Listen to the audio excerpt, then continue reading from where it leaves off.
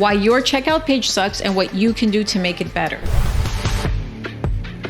My name is Maria Sparagas. I am the founder of DirectPayNet. I help multiple 7- and 8-figure merchants with their payment processing, and I also help them in their checkout flow in order to make more sales. Today, I'm going to tell you what you're doing wrong on your checkout page and very quick tips on how to make it better and convert more sales, which means more money in your pocket. So let's jump right into it. I'm going to give you a couple of tips and a couple of tricks of things that you can implement very quickly and easily. And if you do get some good results, please don't forget to write some comments and send me some emails to let me know. Now, the first and most important thing on your checkout page, your pricing has to be clear and the terms of purchase need to be clear to your customer. Now, gone are the days where we're hiding continuity and we're not telling customers how long they're going to get rebilled or if there's a trial or all these different tactics that used to be used, several years ago.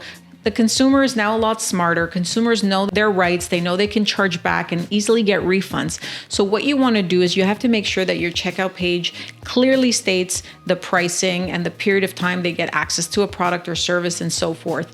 This not only will convert more customers, it will also ensure that you get less chargebacks, less refunds. So it's a win-win, just making sure that people know what they're buying and how much it costs and so forth. Also, when somebody's on your page, on your homepage or your sales video, and they click checkout, their main goal really is to know how much this costs, right? So you don't want to lead anybody into confusion. You don't want to make it hard for them to find this information, because if it is confusing to the customer, the likely scenario is that your customer will just abandon the cart and move on to something else. Keep in mind, the pricing should be clear and it should be concise with what they're getting, and it should be somewhere very visible. You don't want it hidden or in very small font, difficult to find. Now, the next thing that I have to elaborate, again, to keep things simple and make sure that you really handhold your customers through your checkout process, is you want to create as little friction in the checkouts. What I mean by that is have a one-step checkout process. Now, I see a lot of carts of, merchants that are collecting, email and name on one page. Then they get step 2, a customer is told the pricing. Step 3 is where they collect the credit card information. That doesn't happen anymore, right? There are some, old school merchants that use that tactic, but in general, your customers are used to, kind of right now, the trend is really to have a one-step checkout. The faster the checkout, the better. Big giants like Amazon and, the big box retailers, basically, you click to buy, you go onto a page, you fill out your payment information, your shipping information, and then you're out, right? So you want to keep that process, that familiarity in your checkout process as well. Don't overcomplicate it. Don't add more pages. The more pages that you add, the more likely a consumer is going to abandon their cart, and then your checkout process flow is basically failed, right? So you want to get somebody to click to buy your product, and you want to get their payment card information as quickly as possible so you can be able to convert that sale. Now, talking about that one page and something just kind of like a little bonus thing that you should be doing that a lot of merchants just ignore or don't really pay attention to is the thank you page. The thank you page is an extra opportunity for you to create a better rapport with your customers, to make them feel warm and fuzzy about what they purchased so they don't have buyer's remorse, they don't refund, they don't return your product. And secondly, it's also another sales opportunity. You just got your customer to buy something from you, you have a relationship with them. If there's a complimentary product or service that you can offer them on your thank you page, it's a great opportunity for you to do that and maybe collect more money and build a better relationship with that customer. So don't ignore your thank you page. It's very important in the checkout flow, in the checkout process, to have a thank you page to confirm to the customer important details like when they're going to receive their product or if they have to log in somewhere to get that information. And it also gives you another sales opportunity. So don't forget to add a very good checkout page with a thank you page at the end, and make sure that it's all seamless and it's quick, right? So once somebody buys something, you want that checkout page to load very, very quickly. So speed in checkout is also very, very important. Now, another thing that you have to think about is your demographic. So if you have an older demographic where you're selling a product or service to 50 plus, you have to make sure that the font size by default is perhaps a larger font size to make it easier for your customers to check out and not have to kind of make their screens bigger and so forth. So if your standard font size is 10 to 12, you might want to make your letters, 12 to 14, in order to make sure that it's a lot bigger for them to read and make sure that they don't get confused in that process or get lost because they're not able to see properly. Now, also aesthetically for an older demographic market, and this is maybe just in general, the credit card field is something that I see a lot of merchants make a mistake on. What they do is they have a field and they have the 16 digits all stuck together.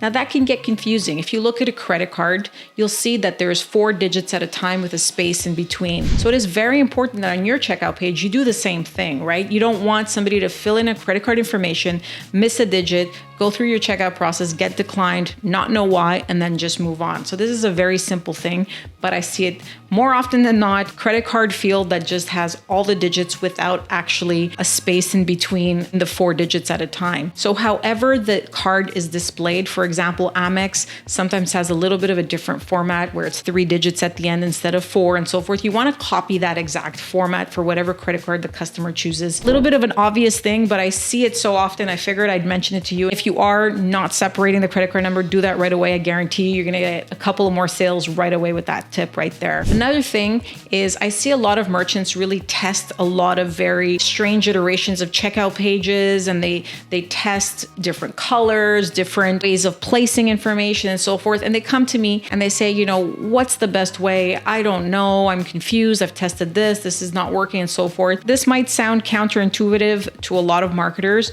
but what you want to do is you want to be as boring as possible on your checkout page. What I mean by that is you want to copy the big guys. You want to copy, you know, the Amazons of the world, the larger retailers. The reason for that is when somebody is putting credit card information, putting their personal information on a page, they want to trust you. Building trust with your customer is the number one thing. And how do you build trust? By having a familiar process to them. Consumers, especially in the US, are very used to the Amazon checkout process. So really study that process and try to follow the same thing, or find one of the biggest competitors in your industry and really focus on what their checkout process is and follow the same thing. You don't want to be too creative in your checkout process. So again, I'm talking to marketers here and so forth, and it's counter a marketer's nature not to be creative, but here's where you have to kind of follow the pack. You want your checkout page to be very similar to what customers are used to, the way that things are displayed, the order of how things are displayed. So name, email address, billing address, shipping address, credit card information, for example. So you just want things to kind of flow in that direct order, and you don't want to try to mumble things around or change things up. So just follow what the big guys are doing. Save yourself a lot of heartache and a lot of testing. You can trust me that Amazon and the bigger retailers test this stuff all the time. They test colors, they test placement of things. So you just want to take their knowledge, implement them into your cart, and I guarantee you that's probably going to be the best converting page that you're going to have over any other test that you're going to put through. Now, also, as we're talking about Amazon and so forth, Amazon really stays on point, on brand. You can see throughout your whole checkout process, you're getting a lot of orange, which is their color, their logos. And that's what you want to do in your checkout process as well. You want to stay on brand, right? You don't want your customers to go from your sales page onto a checkout page that looks nothing like what they were on before, right? That can get confusing. It leads to cart abandonment. So what you want to do is you want to keep your checkout page on brand with colors and logos and so forth. You also want to include a lot of trust symbols. Now, a lot of people say, what's a little lock gonna do, or writing that a page is encrypted, but it's been proven time and time again that having these trust symbols on your checkout page are huge in terms of adding to your conversion. You can write encryption, McAfee, and Norton certification, or anything like that. All these things help, and they actually cost very little money. Even a simple thing as a lock symbol next to where somebody's putting their credit card number actually helps increase conversion. Again, don't go crazy and add a million symbols, but you need to add a few things. Also, telling your customers your transaction is 100% secure at the top of the page. That makes customers feel good about giving their credit card information to you, and it makes them trust you. On that topic, in terms of building trust and making sure the customers feel good about giving you their payment information, is make sure that you have no broken links. I see this time and time again. There is a page footer on every checkout page, and most of these page footers include terms and conditions, privacy policy, contact us page. Very often I see one of those links broken. Now you may think like, who reads this? Like who reads a privacy policy or who reads terms and conditions really? Like we've all been through, Apple's terms and conditions pages of like 15 pages. Nobody reads them. Yes, I understand. But the whole point of this is actually that it works. Not necessarily that there's anything specific things written in there. It's that there actually is a page when somebody clicks on it. So make sure that you have terms and conditions, a privacy policy, and a contact us link at the bottom of your page, because that's again what customers expect, because that's what the big retailers do. So make sure you have all those things. You don't copy them from other websites so they don't have the correct wording and so forth. If you do get some sample terms and conditions and so forth, make sure they're adapted to your business and you put your business name and so forth. And actually one extra thing that you can do is you can add the name of your company or the name of your business and a physical address. That always makes customers feel better about buying from you because you seem like a real business, right? So if they have a hard time locating where you are or what your business name is or where they can reach out to you, it's more likely that you're going to get a customer that abandons the cart and just moves on somewhere else. Now, talking about branding and kind of keeping a seamless experience, what you want to do is you want to avoid redirects. You want to avoid pop-ups.